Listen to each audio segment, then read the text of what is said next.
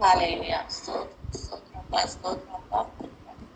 அந்த நேரத்துக்காக நன்றி சொல்றப்பா. அந்த நேரத்துல வெளிப்படுத்தின சுவிசேஷத்தை குறித்த தெளிவுகளை நாங்கள் பெற்றுக்கொள்ள, விளக்கங்களை பெற்றுக்கொள்ள தேவ ஆவியானவர் தாமே எங்கள் 3 பேர் உடனிருந்து எங்களை நடத்த அர்ப்பணிக்கிறப்பா.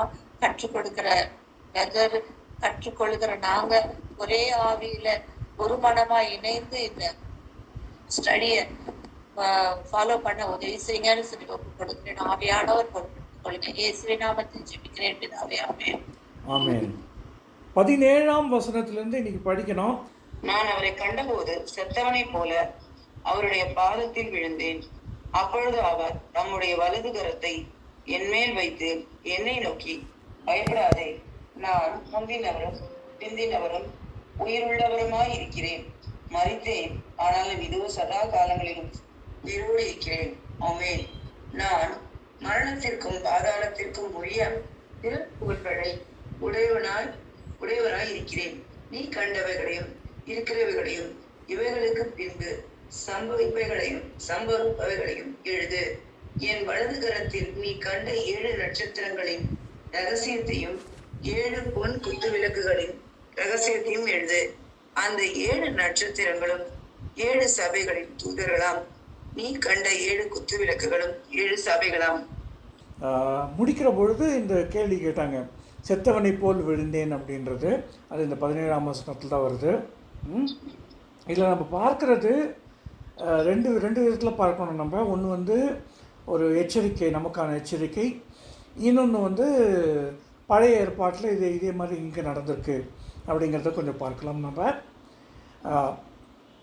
இயேசு கிறிஸ்துவானவர் பரலோகத்திலிருந்து இறங்கி வந்து அவர் இந்த பூலோகத்தில் மனுஷனாக வாழ்ந்து சிலுவையில் மரித்து மகிமை அடைந்தார்.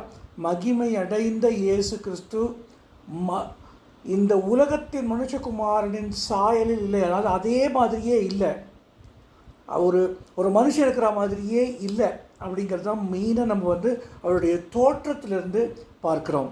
ஓகே, இது சொல்கிறது யார் அப்படின்னு பார்த்தோன்னா, இயேசுவுக்கு பிரியமான சீஷன், இயேசுவுக்கு மிக அன்பான சீஷனாக இருந்து கடைசி பஸ்கா போஜனத்தின் பொழுது அவருடைய மார்பருகே சாய்ந்து கொண்டிருந்த யோவான், அவர் எப்படி விழுகிறாரு? செத்தவனை போல விழுகிறார். செத்தவனை போல விழுகிறார். இதை கண்ட உடனே செத்தவனை போல விழுந்தேன். அவர் வலது கரத்தை அவர் தட்டி எழுப்புகிறார், எழுந்துரு அப்படின்னு. இந்த ஒரு சிச்சுவேஷன் நமக்கு வந்து எதை கொடுக்கணும் அப்படின்னா, முதல் எச்சரிக்கை என்ன கொடுக்கணும் அப்படின்னா, இயேசுவோடவே கூட 3 வருஷத்துக்கு மேலே பயணித்த யோவான் செத்தவனை போல விழும்பொழுது, நான் இயேசுவை பார்த்துட்டு இருந்தேன், நான் பரலோகத்துக்கு போயிட்டு வந்தேன், நான் பிதாவானவரை பார்த்தேன், நான் பிதாவானவருக்கு என்னோடய கேசட்டை கொடுத்தேன் அப்படின்னு சொல்கிறவங்களெல்லாம் எப்படி எடுத்துக்கணும்னு தெரியல. Take them with a bucket of salt, அவ்வளோதான் நான் சொல்லுவேன்.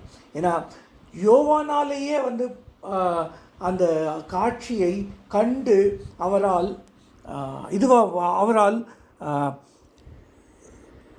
நிதானித்து நிற்க முடியவில்லை. செத்தவனை போல விழுகிறார். எசேக்கியேல் 1:28 படிங்க. மழை பெய்யும் நாளில் மேகத்தில் வானவில் எப்படி காணப்படுகிறதோ அப்படியே சுற்றிலும் உள்ள அந்த பிரகாசம் காணப்பட்டது. இதுவே கர்த்தருடைய மகிமையின் சாயலுக்குரிய தரிசனமாய் இருந்தது. அதை நான் கண்டபோது முகம் குப்புற விழுந்தேன். பாருங்க, பழைய ஏற்பாட்டில் கர்த்தரை கண்டவர்கள் முகம் குப்புற விழுகிறார்கள். பெரிய பெரிய இப்போ தமிழ்நாட்டில் இருந்து பெரிய பெரிய கிறிஸ்தவ தலைவர்கள் நான் பரலோகத்துக்கு போயிட்டு வந்தேன் அப்படின்னு சொன்னவங்க இருக்கிறாங்க. நான் பரலோகத்துக்கு போயிட்டு இயேசுவை பார்த்தேன், பிதாவானவரை பார்த்தேன் அப்படின்லாம். இவர்கள் எல்லாம் இந்த விஷயங்கள்லாம் நம்ம என்ன, அவர்களை not to criticise them in wrong way, but one thing which we need to understand, யோவானே செத்தவனை போல் விழுந்தானே இவங்கெல்லாம் ஏமாத்துறோம் அப்படின்றது மட்டும்தான் என்னுடைய கொஸ்டினாக இருக்கும். ஓகே, நாம் தெளிவாக புரிஞ்சு கொள்ள வேண்டியது என்ன அப்படின்னா, இயேசு இந்த உலகத்தில் இருந்த சாயலில் இல்லவே இல்லை. அதனால் that is the reason the next slide which I am going to show you is very important. The second commandment is still in force. இரண்டாம் கற்பனை யாத்ராகமம் 20:3-4 படிக்கிறோம். முதல் கற்பனையும் இரண்டாம் கற்பனை அது ஸ்டில் இன் ஃபோர்ஸ். நாம் ஒரு தாடிக்காரனையோ இல்லை ஒரு வெள்ளைக்காரனை ஒரு இந்த பொன்னிற தலையுடைய ஒரு வெள்ளைக்காரனையோ ஒரு ஃபோட்டோவாக வச்சு, இல்லை ஒரு இருதயத்தை காமிச்சிட்டு இருக்கிற மாதிரி ஒரு ஃபோட்டோவாக வச்சு இயேசுவை சித்தரிக்கக்கூடாது. ஏனென்றால் இயேசுவை சித்தரிக்கணும்னா முடிஞ்சதுன்னா இப்போது நம்ம படித்தோமே, இந்த முதல் அதிகாரத்தில் படித்தோமே, அதை நாம் சித்தரிக்க முடியாது. சித்தரிங்க, சூரியனை போல ஒளி சித்தரித்து பாருங்கள், உங்களால் முடியாது. No artist can do. அதுதான் உண்மை. ஓகே, இந்த விஷயத்தில் நம்ம ரொம்ப ஜாக்கிரதையாக இருக்கணும். ஏன்னா இயேசுவை சித்தரித்து போட்ட இன்ஃபேக்ட் தமிழ்நாட்டில் இருக்கிற நிறைய கிறிஸ்தவ திருச்சபைகளில் இந்த சித்தரிப்பு இருக்குது. புராட்டஸ்டன்ட் என்று தங்களை சொல்லிக்கொள்ளும் சிஎஸ்ஐ திருச்சபைகளில் இருக்குது. இது தவறான ஒரு விஷயம். இந்த விஷயத்தை நாம் எடுத்து சொல்ல வேண்டும். இப்போது ரீசெண்டாக ஒசூரில் ஒரு கடைக்கு போயிருந்தேன். அந்த கடையில் இந்த மாதிரி சித்தரிப்பு இருந்தது. ரோமன் கேத்தலிக்கா அப்படின்னு கேட்டேன். இல்லை, சிஎஸ்ஐ அப்படின்னாங்க. அப்போது அவங்களுக்கு எடுத்து சொன்னேன், இந்த மாதிரி நீங்கள் போடக்கூடாது. முடிஞ்சால் நீங்கள் வந்து வெளிப்படுத்தின விசேஷம் 1ஆம் அதிகாரத்தில் இருக்கிற பாருங்கள், முடிஞ்சால் அதை போட்டுக்கோங்க. அதுதான் இப்போதைய இயேசுவனுடைய ரூபமாக இருக்குது அப்படின்னு சொன்னேன். எனக்கு என்ன சந்தோஷம் அப்படின்னா, ஒரு 2 மாதம் கழிச்சு அதே கடைக்கு போனேன். அந்த கடையில் இருந்த அந்த சித்தரிப்பை அவர்கள் எடுத்து விட்டார்கள். இந்த மாதிரி நாம் சொல்ல நாம் நம்முடைய சகோதரர்கள் அவர்களுக்கு நாம் கற்பித்து கொண்டே இருக்க வேண்டும். உருவ வழிபாடு என்பது கூடாது. உருவ வழிபாடு என்பது கர்த்தருக்கு அருவருப்பானது என்பதை நாம் கற்றுக் கொடுத்து கொண்டே இருக்க வேண்டும். அடுத்தது 7 நட்சத்திரங்கள். இந்த 7 நட்சத்திரங்களை நாம் ஏன் மனிதர்கள் தேவதூதர்கள் அல்ல என்று சொல்லுகிறோம்? ஏன்னா இதில் வந்து 7 தூதர்களாம் அப்படின்னு வருது இல்லையா? அந்த 7 தூதர்களாம் அப்படின்னு வந்ததில் வந்து தூதன் அப்படின்ற அந்த வார்த்தைக்கு ஏஞ்சலோ அப்படின்ற பதம் யூஸ் பண்ணப்பட்டிருக்கு சில மேனுஸ்கிரிப்ட்ஸில். அதனால் அவர்கள் தேவ தூதர்கள். ஒரு திருச்சபைக்கும் ஒரு தேவ தூதன் இருப்பதாக அவர்கள் தவறாக சிலர் எடுத்துக்கொள்ளுகிறார்கள். அதுக்கு தான் வந்து நான் சொன்னேன், மத்தேயுவில் வந்து சூரியனை போல நீதிமான்கள் பிரகாசிப்பார்கள். எங்கேயுமே தேவதூதன் நீதிமான் ஆனது கிடையாது. தேவதூதன் ஊழியக்காரன் தான், வேலைக்காரன் தான். ஓகே, நீதிமான் ஆனது. நீதிமான்கள் பிதாவுடைய ராஜ்யத்தில் சூரியன் போல பிரகாசிப்பார்கள். மத்தேயு 13:43 எடுத்திங்கன்னா படிங்க. மத்தேயு 13:43. அதே போல் தானியேல் 12:3. இது ரெண்டுத்தையும் எடுத்து படிங்க. படிச்சிங்கன்னா உங்களுக்கு அந்த ஏன் மனிதர்கள் என்று சொல்லுகிறோம், ஏன் அவைகள் தேவதூதர்கள் அல்ல என்று சொல்லுகிறோம். இல்லை பிரதர், அதிகாலை விடிவெள்ளி ஏன் வந்ததில் வந்து அங்கே வந்து ஸ்டார் இருந்தன சொல்கிறக்கு அப்படின்னு சொன்னீங்க அப்படின்னா, அவர்களுக்கும் திருச்சபைக்கும் சம்மந்தம் கிடையாது. இப்போ மிகாவேலுக்கும் திருச்சபைக்கும் ஏதாவது சம்மந்தம் இருக்கா? மிகாவேல் can do God's work. Okay, Michael வந்து என்னை வந்து இந்த மாதிரி செஞ்சார், அந்த மாதிரி செஞ்சார். தேவதூதன் வந்தார், தேவதூதனோட செட்டையிலேருந்து ஒரு சிறகு இருக்குது என் கையில். இந்த மாதிரியான விஷயங்கள் எல்லாம் take it with bucket of salt. அவ்வளோதான் நான் சொல்லுவேன். ஓகே, மத்தேயு எடுத்தீங்களா? மத்தேயு 13:43. அப்பொழுது நீதிமான்கள் தங்கள் பிதாவின் ராஜ்யத்திலே சூரியனை போல பிரகாசிப்பார்கள். பாருங்க, போதும். சூரியனை போல பிரகாசிக்கிறது யாரு? நீதிமான்கள். ஓகே, எங்கேயுமே வந்து தேவ தூதர்கள் வந்து நீதிமான் இல்லை அப்படின்னு கிடையவே கிடையாது. ஓகே, தேவ தூதர்கள் வெறும் வேலை செய்யறதுக்காக படைக்கப்பட்டவங்க மட்டும்தான். ஓகே, தென் தானியேல் 12:3. ஞானவான்கள் ஆகாய மண்டலத்தின் ஒளியை போலவும் அநேகரை நீதிக்குட்படுத்துகிறவர்கள் நட்சத்திரங்களைப் போலவும் என்றென்றைக்கும் உள்ள சதா காலங்களிலும் பிரகாசிப்பார்கள். ஆமென். இந்த விஷயங்க பாருங்க, எங்கே யாரை நீதி கொடுக்கிறது? எங்கேயாவது ஏஞ்சல்ஸ் வந்து சுவிசேஷம் சொன்னதாக இருக்குதா? ஏஞ்சல்ஸ் வந்து மனிதர்களுக்கு சுவிசேஷம் சொல்லி அவர்கள் மனம் மாறி நீதிக்கு உட்பட்டதாக இருக்குதா? ஏஞ்சல்ஸ் பாட்டு பாடினதாக இருக்குது. ஏஞ்சல்ஸ் நீ போய் இங்கே இயேசு பிறந்திருக்காரு போய் பாருங்கன்னு சொன்னதாக இருக்குது.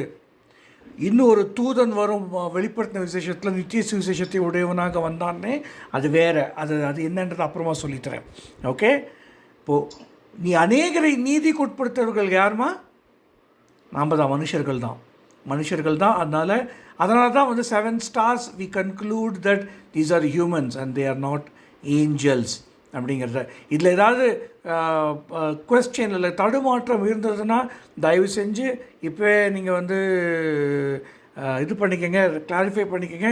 ஏன்னா அடுத்த சாப்டரில் வந்து எபேசு சபையின் தூதனுக்கு நீ எழுத வேண்டியது என்னவென்றால் அப்படின்னு வரும்.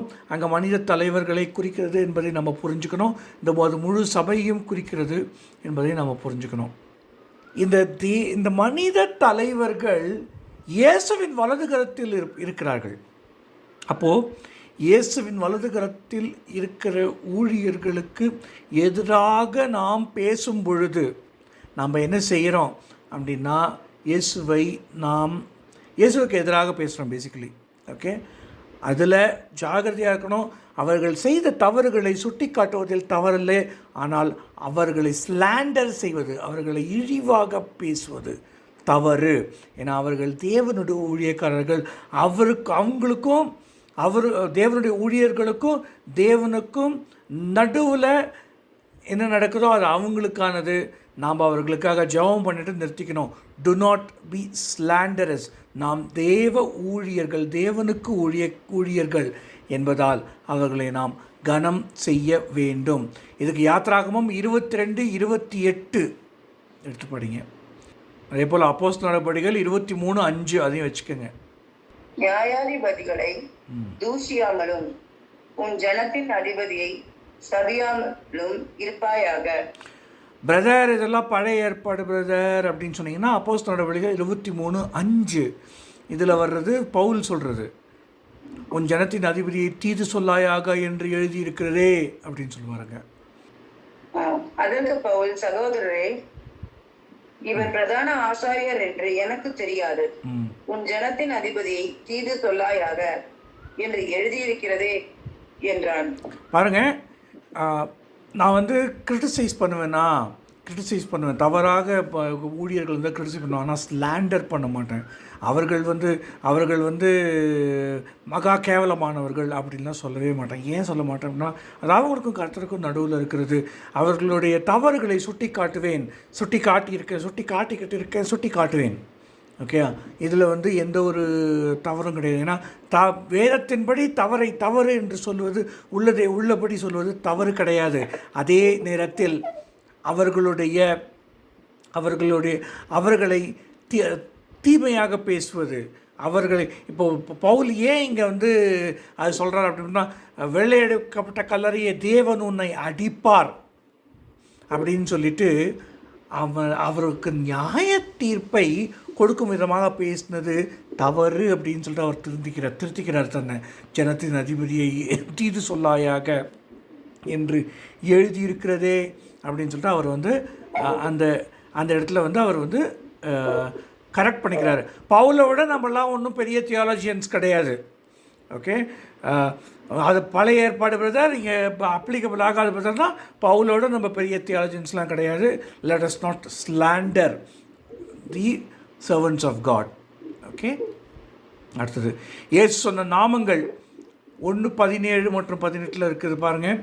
முந்தினவர், பிந்தினவர், உயிருள்ளவர், மரித்தாலும் சதா காலங்களிலும் உயிரோடு இருக்கிறவர், மரணத்திற்கும் பாதாளத்திற்கும் திறவுகோலை உடையவர். இது எல்லாமே வந்து பழைய ஏற்பாட்டிலையும் இருக்குது அப்படிங்கிறத வந்து நம்ம வந்து பார்ப்போம்.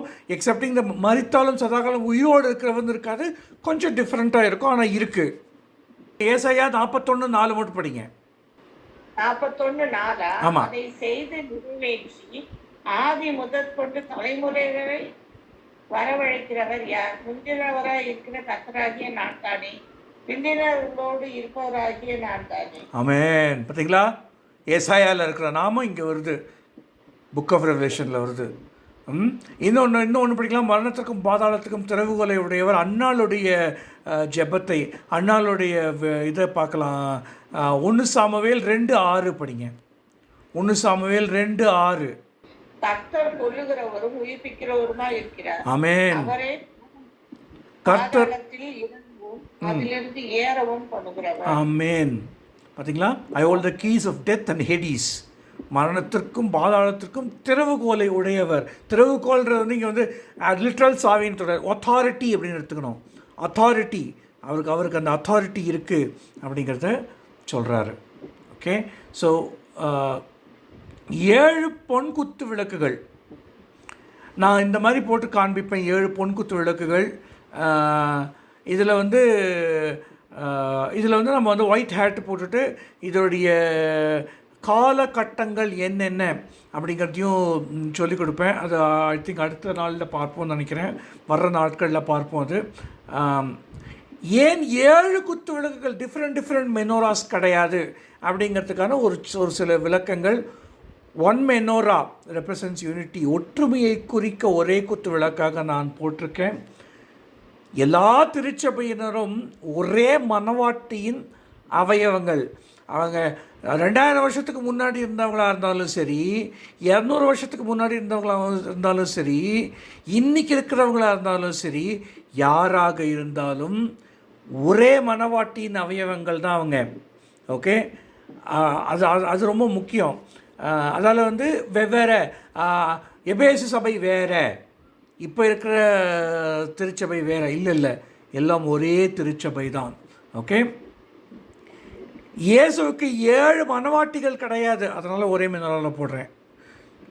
ஓகே, ஆனால் ஒரு சில விஷயங்களில் வர்றபோது 7 மெனோராஸையும் போட்டு காமிப்பேன். அதில் வந்து தவறு கிடையாது. 7 மெனோராக்களையும் போட்டு காண்பிக்கிறது தவறு கிடையாது. ஏன்னா ஒரு காலகட்டத்தில் இருந்த மெனோரா அந்த அடுத்தடுத்த காலகட்டத்துக்கு அந்த மெனோரா ஷிஃப்ட் ஆகுது அப்படின்றத புரிஞ்சுக்கணும். அதாவது 7 டிஸ்பென்சேஷன், 7 கால நிலைகளில் இருந்த திருச்சபைகள் அப்படின்றத வந்து நம்ம வந்து பார்ப்போம். அது தீர்க்க தரிசன பார்வை அப்படிங்கிறதுல பார்ப்போம். ஓகே, 2ஆம் அதிகாரத்தோட ஃபஸ்ட்டு ஒரு சின்ன ஃப்ளேவர் மட்டும் கொடுக்குறேன். ஏன்னா இந்த க்ரீன் ஹேட் யூஸே பண்ணலை நான் வந்ததுலேருந்து. எல்லோவாவது ஓரளவுக்கு யூஸ் பண்ணிட்டோம், க்ரீன் ஹேட் யூஸே பண்ணலை. அதால் க்ரீன் ஹேட் யூஸ் பண்ணி கொஞ்சம் விசிட்டிங் கார்ட்ஸ் காமிக்கிறேன். 2வது சாப்டரில் வர்ற ஃபஸ்ட் வசனம் பார்த்தீங்க அப்படின்னா இது இருக்கும், இப்படி இருக்கும். கொஞ்சம் க்ரியேட்டிவாக ஒரு விசிட்டிங் கார்டு போட்டு சொல்லிக் கொடுக்குறாரு தான். ஓகே, இயேசு கிறிஸ்து தன்னுடைய திருச்சபைக்கு விசிட்டிங் கார்டு கொடுக்குறாரு. படிங்க 2வது அதிகாரம் 1 வசனம் படிங்க. எபேசு சபையின் தூதனுக்கு நீ எழுத வேண்டியது என்னவெனில், 7 நட்சத்திரங்களை தம்முடைய வலதுகரத்தில் ஏந்தி கொண்டு 7 பொன் குத்து விளக்குகளின் மத்தியிலே உலாவிக் கொண்டிருக்கிறவர் சொல்லுகிறதாவது. பாருங்க, 7 பொன் குத்து விளக்குகளின் மத்தியில் உலாவிக் கொண்டிருக்கிறவர் சொல்லுகிறதாவது. 7 நட்சத்திரங்களை தன்னுடைய வலது கரத்தில் ஏந்தி இருக்கிறவர் சொல்லுகிறதாவது. ஓகே, இந்த மாதிரி ஒரு ரெப்ரசன்டேஷன். ஓகே, இது ஒரு விசிட்டிங் கார்டு அப்படின்னு. அடுத்தது சிவர்னாவோடது வந்து the first and the last and who tight and came to life again அப்படின்னு இருக்கும். சிவர்னாவோடது ஒரு க்ரீன் ஹேட் போட்டுருவேன். இதெல்லாம் அந்த இது வர்றபோது நம்ம வந்து தியானிக்கலாம். ஏன் இப்படி சொன்னார்ன்றதை அந்தந்த திருச்சபை வர்றபோது தியானிக்கலாம். ஓகே, அதுக்கு அடுத்தது வந்து பெர்கமுவில் வந்து இருபுறமும் கருக்குள்ள பட்டயத்தை உடையவர் அப்படின்னு ஏன் சொல்கிறாரு அப்படின்றத அவங்க அப்போ தியானிக்கலாம். ஓகே, தென் தியத்திரா வெண்கல பாதங்கள், அக்கினி ஜுவாலை கண்கள் ஏன் சொல்கிறாரு அப்படின்றத பார்க்கலாம். அடுத்தது 7 ஆவிகளை உடையவர், 7 நட்சத்திரங்களை உடையவர் அப்படிங்கிறாரு. ஏன் இப்படி சொல்கிறாரு அப்படிங்கிறத அப்போ பார்க்கலாம். அடுத்தது ஒருவரும் பூட்டக்கூடாதபடி திறக்கிறவர், ஒருவரும் பூட்டக்கூடாதபடி, ஒருவரும் திறக்கக்கூடாதபடி பூட்டுகிறவர் அப்படின்னு சொல்கிறாரு. ஏன் அது சொல்கிறாரு அங்கே அப்படிங்கிறத பிலதெல்பியா வர்றபோது பார்ப்போம். லவோதிக்கேயா வர்றபோது ஆமேன் என்பவர் the ruler of God's creation அப்படிம்பார். அது ஏன் அப்படிங்கிறத அப்போ பார்ப்போம். ஓகே, ஸோ இதுதான் 7 காலகட்டங்களில் இருந்த திருச்சபைகள். அந்த இந்த 7 காலகட்டங்கள், இது white hat. Okay, this is a white hat. ஏன்னா இது ஃபேக்ட்ஸு, இது வந்து ஹிஸ்டரியில் இருந்த விஷயங்கள்.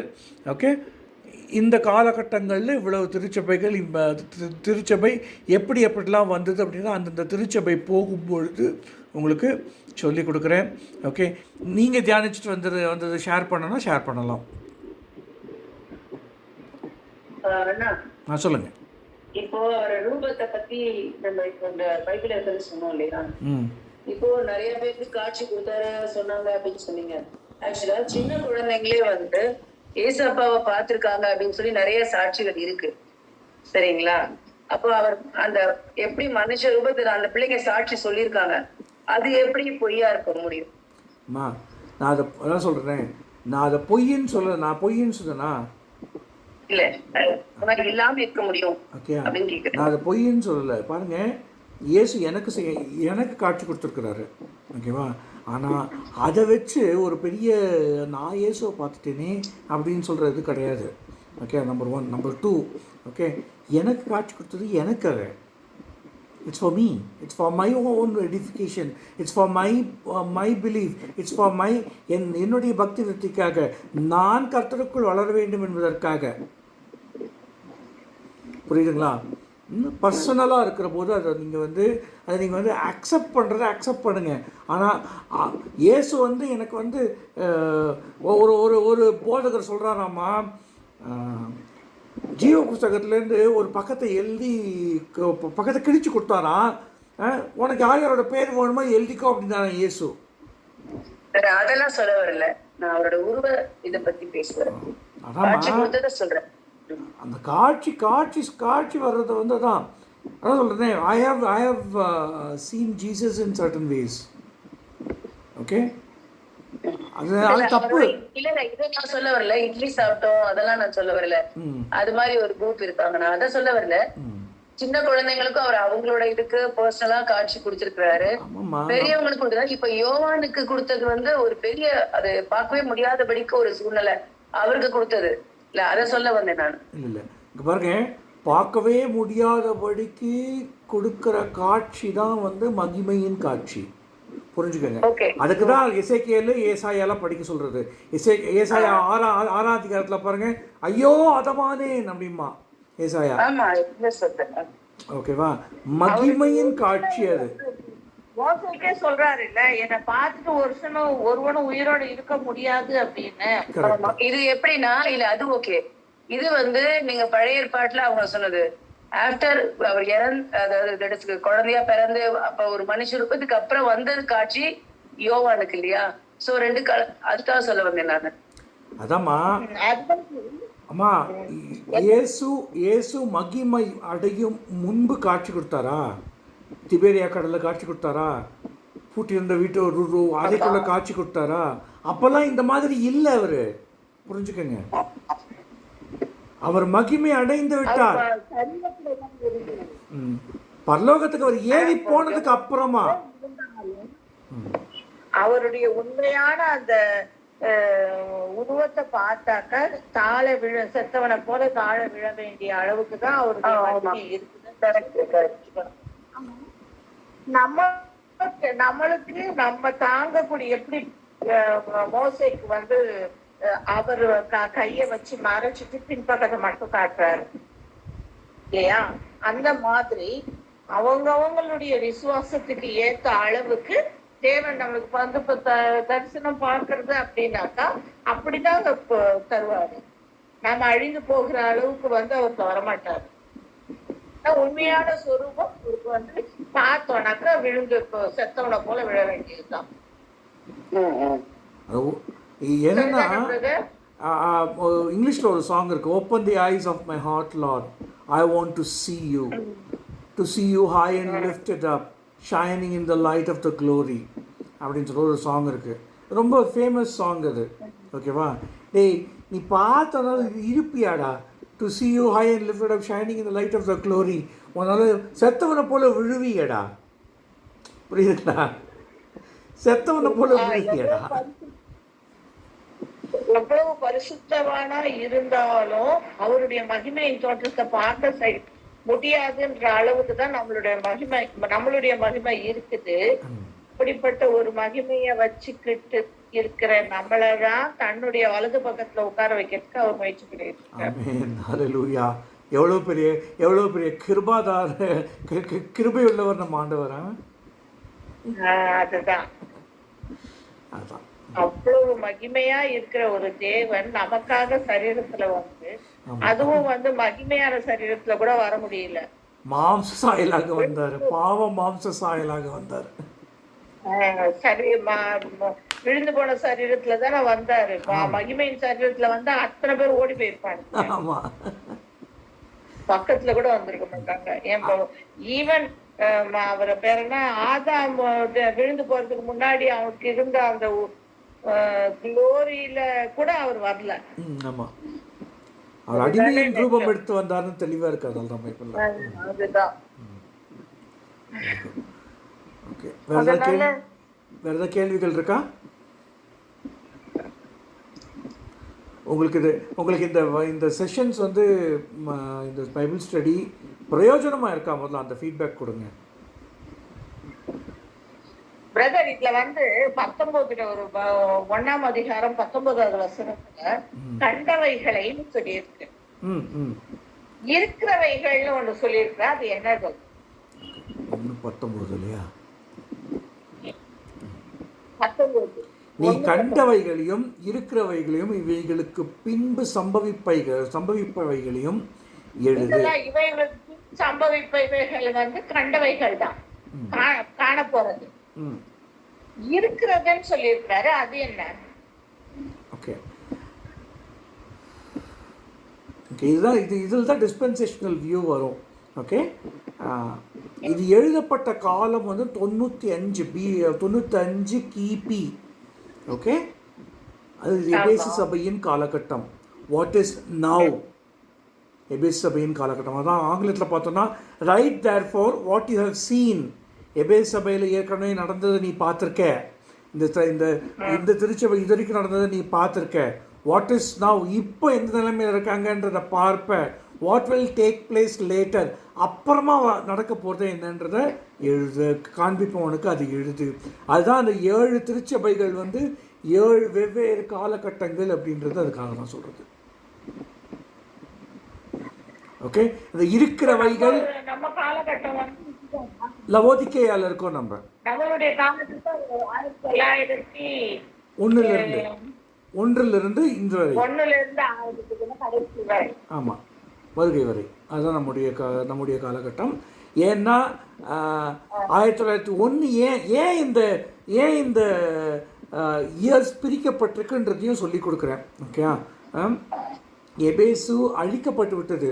100 AD எபேசு became ruins. ஓகே, எபேசு சபையே இல்லாமல் போச்சு.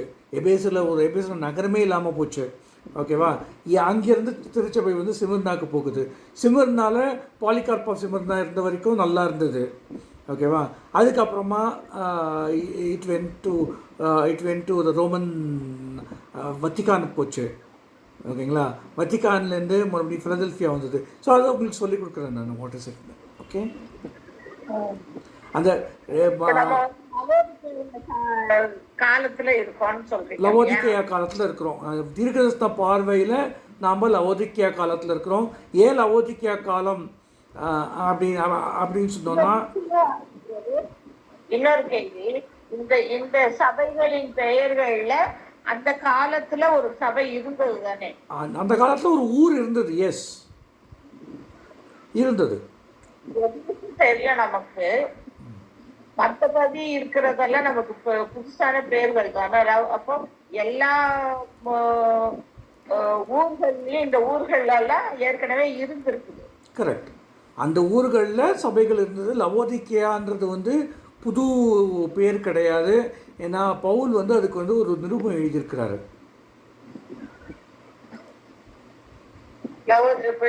நிருபங்கள்ல அந்த லவோதிக்கேயான்ற பேர் பார்த்துப்போம். ஆமாம், அது இப்பயும் இருக்கு இல்லையா? நிருபங்களில் வரும். இதில் வருது பாருங்க, கொலோசையர் 4:16 இந்த நிருபம் உங்களிடத்தில் வாசிக்கப்பட்ட பின்பு இது லவோதிக்கேயா சபையிலும் வாசிக்கும்படி செய்யுங்கள். லவோதிக்கேயாவிலிருந்து வரும் நிருபத்தை நீங்களும் வாசியுங்கள். அப்போ லவோதிக்கேயாவுக்கும் ஒரு லெட்டர் எழுதியிருக்காரு போல். இந்த காலகட்டங்கள் பிரிக்கிறீங்க பிரதர்? காலகட்டங்கள் நீங்க போட்டிருக்கீங்க இல்லையா? ஆமா ஆமா ஆமா. அந்த லவோதிக்கேயாவுக்கு 1901 போட்டிருக்கீங்க இல்லையா? ஆமா. 1 அப் டு ராப்சர் ஆமா அப்படின்னு போட்டிருக்கீங்க. இந்த காலகட்டங்கள் எந்த இதை வச்சு நீங்க போடுவீங்க? ஓகே, அது அந்தந்த இதுவும் ரொம்ப சொல்லித்தரேன். ஆனால் இந்த லவோதிக்கேயாவுக்கு மட்டும் சொல்கிறேன் என்னென்னு. ஆவியானவருடைய அபிஷேகம் அசுசா ரிவைவலில் கொடுக்கப்பட்டது 1901. ஓகே, கிட்டத்தட்ட 300 கிபியிலிருந்து 1900 வரைக்கும் ஆவியானவரின் அபிஷேகம் இல்லாமல் திருச்சபை இருந்தது. ஓகே, இந்த ஆவியானவரை நம்பாமல் ஆவியானவர் அபிஷேகம்லாம் இல்லைன்னு சொல்கிறாங்க இல்லையா? இப்போ செக்ஸ் இருக்காங்க இல்லையா? அவங்கெல்லாம் ஆக்சுவலாக ஃபிலடெல்ஃபியா சபையிலேருந்து வந்தவங்க. அவங்க எல்லாம் ஃபிலடெல்ஃபியா சபையிலேருந்து வந்தவங்க, அவ்வளோதான். இப்போ சிஎஸ்ஐயில் மேக்ஸிமம் ஆவியானவரை பற்றி பேசவும் மாட்டாங்க, இதுவும் பண்ண மாட்டாங்க. சிஎஸ்ஐ, சிஎன்ஐ இவங்கெல்லாம். ஓகே, அவங்கெல்லாம் வந்து ஆக்சுவலாக ஃபிலடெல்ஃபியா சபையிலேருந்து வழித்தோன்றல்கள், அவங்களுடைய வழித்தோன்றல்கள். ஓகே, மார்ட்டின் லூத்தர் கிங் அவங்களுடைய இதில் அந்த காலகட்டங்கள் வரபோது சொல்லித்தரேன். 1900 அப்படிங்கிறது எதுக்காக சொல்கிறது அப்படின்னா, அசுசா ஸ்ட்ரீட் ரிவைவல். ஏன்னா லவோதிக்கேயா சபை சொல்லும்போது பார்ப்போம், ஓகேங்களா, அபிஷேகத்திற்கு மிகவும் அதிக முக்கியத்துவத்தை கொடுத்து வேதத்திற்கு முக்கியத்துவம் கொடுக்காத சபை. ஓகே, அதனால் வந்து லவோதிக்கேயா சபையில் நம்ம இருக்கோம் அப்படிங்கிறது வந்து அது நம்ம படிக்கும்பொழுது உங்களுக்கு நான் சொல்லித்தரேன். அது படிச்சிங்கன்னா அங்கே பாருங்க, குளிரும் அல்ல அனலும் அல்ல, நீ குளிராயாவது அனலாயாவது இருந்தால் நலமாக இருக்கும். ஓகே, நல்லா ஞாயிற்றுக்கிழமை போய் பசங்கள்லாம் கேட்டு சூப்பர் பரிசுத்தமான வந்துட்டு ஞாயிற்றுக்கிழமை சாயங்காலத்துலேருந்து அப்படியே டிக்ளைன் ஆகும். அந்த அனல் அப்படியே டிக்ளைன் ஆகி 0 டிகிரி சென்டிகிரேடுக்கு போயிடும் ஞாயிற்றுக்கிழமை நைட்டு. திங்கக்கிழமையிலேருந்து சனிக்கிழமை வரைக்கும் மறுபடியும் அதே கோல்டு. திருச்சிபைக்கு வரப்போது மட்டும் அனலாக இருக்கும். இந்த காலகட்டத்தில் நடக்குது, அதனால் நிறைய நடக்குது இந்த காலகட்டத்தில். ஓகே, இன்னொன்று பாருங்கள், இதோ வாசற்படியில் நின்று தட்டுகிறேன். யார் வாசற்படியில் நின்று தட்டுறாரு? இயேசு வாசற்படியில் நின்று தட்டுறாரு. அப்படின்னா வார்த்தைக்கு முக்கியத்துவம் கொடுக்காத ஒரு காலகட்டத்தில் நம்ம இருக்கோம்.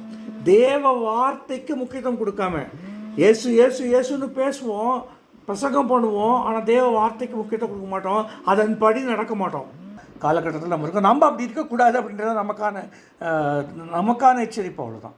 ஓகே ஓகே லதா, ஒரு ப்ரே பண்ணுறீங்களா? நம்ம முடிக்கலாம். ஓகே, சப்பா, இந்த நேரத்துக்காக உமக்கு நன்றி ஏசப்பா. எங்களுக்கு இப்படி ஒரு தருணத்தை நீர் கொடுத்ததுக்காக உமக்கு நன்றி.